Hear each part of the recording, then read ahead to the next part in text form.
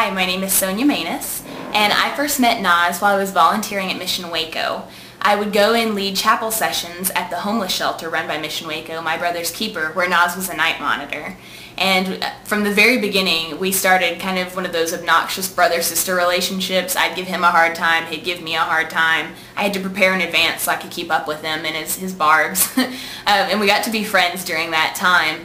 And one day when I was getting ready to leave the shelter, he said jokingly, "Why don't you stay?"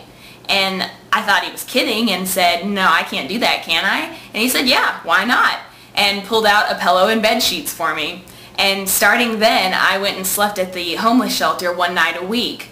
And that was one of the most important steps in my time at Mission Waco, because the residents got to see me there living out what I believed and walking a mile in another person's shoes. And I would have never done that if it weren't for Naz's encouragement and suggestion.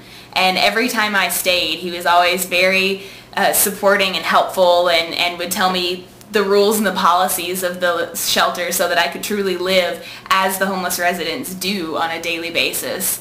And he really lives what he believes, and he encourages others to do that. So I was really grateful that I had a chance to meet Naz. And then of course I met Hope as well, and their cute little dog Avery, and they just are easy to fall in love with as friends. They're such wonderful people.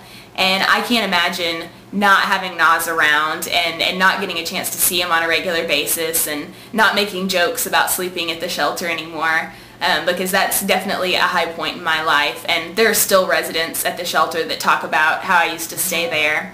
So please consider the kind of person Naz is, and just remember that without him, we'd never make bold steps like sleeping at homeless shelters and figuring out what it's like to go through difficult things in life.